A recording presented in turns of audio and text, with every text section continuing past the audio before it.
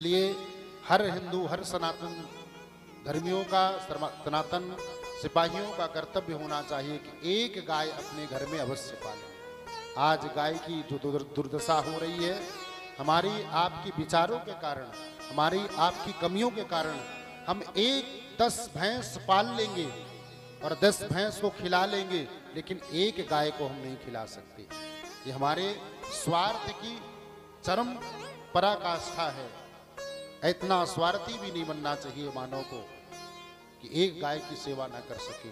आप बुजुर्ग लोग बैठे हुए हैं, जब अंत समय आया करता था हमारे पूर्वजों का, बुजुर्गों का, तो आभास हुआ करता था घर के लोगों को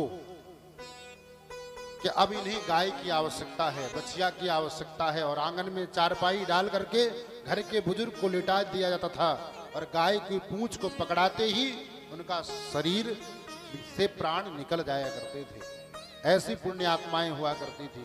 आज हमें गाय की आवश्यकता होती है, ब्राह्मणों के द्वारा गोदान का संकल्प होता है, तो हम उसके बदले में द्रव्य रख दे करके संकल्प करवा देते हैं। और इसमें पवित्र व्यासपीठ से निवेदन करूं, इस सनातन के समस्त आचार्य ब्राह्मणों से गोदान का संकल्प तभी करवाएं जब यजमान आपके समक्ष गाय उसके घर में मधी हुई दिखे, तब आप संकल्प करवाएं, अन्यथा संकल्प ही ना करवाएं। और आप समस्त ब्राह्मणों से निवेदन करूंगा इस पवित्र व्यासपीठ से और इस YouTube चैनल के माध्यम से समस्त आचार्यों ब्राह्मणों से निवेदन करते हुए करबद्ध प्रार्थना करूंगा कि आप संकल्प नहीं करवाएंगे जब तक गोदान का संकल्प नहीं होगा, तो यज्ञ आप दक्षिणा लेने वाला हूं।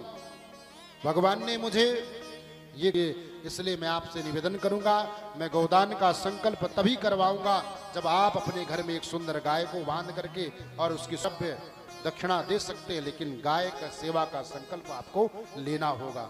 तो हमें सबसे पहले ब्राह्मण आचार्य के द्वारा ये कहा जाता है कि गाय का गोबर लेकर के आइए, ऐसा होता है।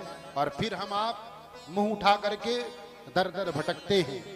किस लिए? गाय के गोबर के लिए, क्योंकि हमने गाय तो पाली नहीं है, हमने तो भैंस पाली। बहुत ही पुण्य किया होगा उस मानव ने जिसको पड़ोसी अच्छे मिल जाए। नहीं, परिवार, धन, संपत्ति, वैभव, अनेकों अनेक भोग पदार्थों को परिश्रम करके एकत्रित आप करते हैं, पर तकलीफ पड़ोसी को हुआ करती है।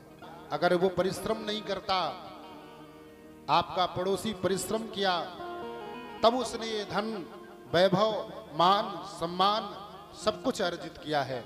आप उसको देख करके अपने परिश्रम को बढ़ाइए, ना कि ईर्ष्या को बढ़ाइए, ना कि ईर्षा को।